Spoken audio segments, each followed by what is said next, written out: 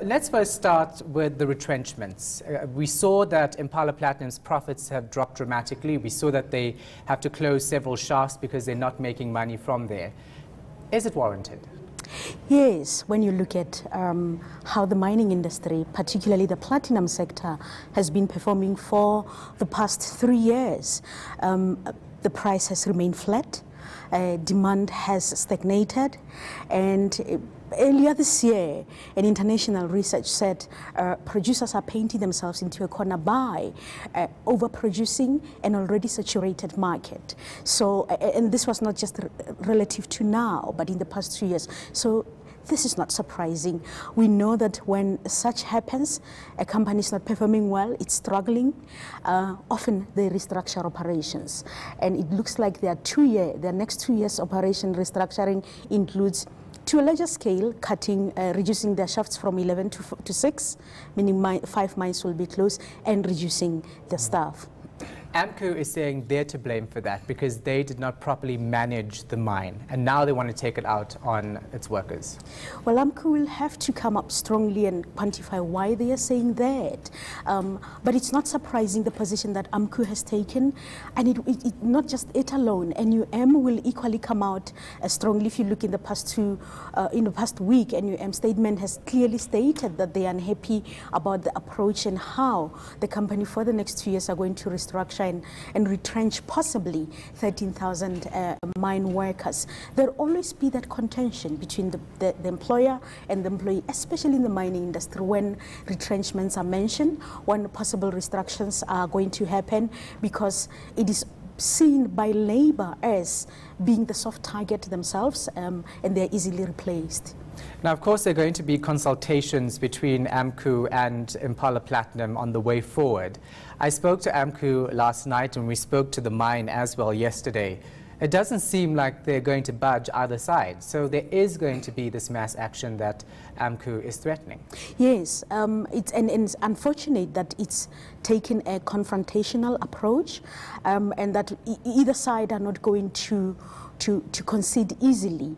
The platinum industry, I think, collectively will need to manage this, not just Impala Platinum, but all the employers, because eventually some of them also will be affected. They'll need to manage the relationship between themselves and AMCU.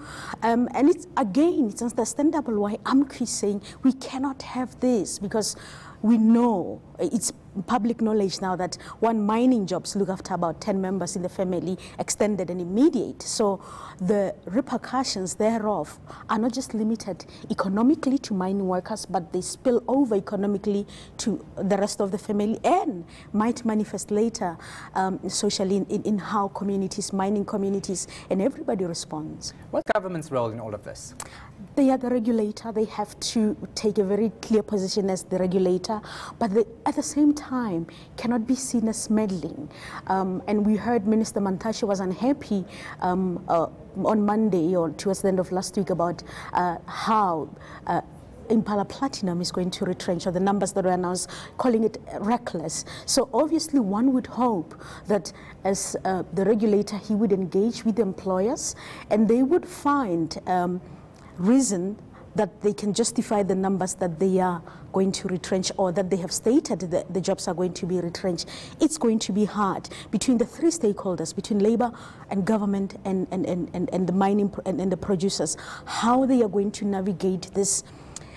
This, of course, has the potential to spill over to the industry as a whole, because what's stopping others in mining to say, well, if it happens to you at platinum, it might come to us. So as solidarity, let us support you for that. But also it's tricky because AMCU is dominant in the platinum sector. So again, we're going to have to look how NUM responds to this. They may not be dominant, but they are still affected, and they have members in the platinum sector. Looking at the mining industry as a whole now, it looks like it's an industry that's going to ultimately shed jobs, because these companies say they're not getting the raw materials that they've wanted and what they can produce. So should we prepare for mass retrenchments in this industry in the next 5 years? I think we should. I think it would help us, and it would help government, it would help labor to prepare for that, because if we sit from a position of this is not going to happen, we will engage demolish them or we will strike or demonstrate, it's not going to help us. The reality is that the commodity super cycle is over. Demand fluctuates based on whoever wants the resources. And so some of our operations are old, especially in the gold sector. And eventually, some of the operations, when you look at how technology is advancing in the mining industry, will be mechanized. And I've always argued that the mining industry, to an extent, has held back, given the nature of their relationship with labor in its industry and how it's always been contentious. So to an extent, they have held back mechanizing, but they're going to be the hardest hit when mechanization happens, in contrast with the manufacturing sector, that were the early adopters of technology, of automation, of mechanization, and so they could cope. Whereas the mining industry, I think, as it will come, is going to affect them the most. So let's talk about the point of AMCU, though, that mining companies have benefited. They've made millions, if not billions, in profits over the years. Workers have been underpaid. They've overproduced so that they can make more profits, and now it is their fault. I mean, is that the case? And to the ordinary South African, it seems like it is. Yes, the reality is that during the period of success and boom, companies saw amazing profits, made a lot of money out of mining activities. And so it cannot be taken away from AMCU or organized labor collectively, that the position they arguing that you enriched yourself, made profits while we did not. So you cannot come back and say we are responsible. We must therefore carry the burden of a market that is oversaturated, of demand that is declining, and of a price that has gone flat. There's merit to that argument. Still, the South African mining industry does not operate alone in silo. It is part of a global mining operations. And so whatever happens globally will also have an impact in South Africa. And even though the reality is that they may have made profits at the time, and some operations continue to make profits, the reality is that what happens outside South Africa in the mining industry has an impact here.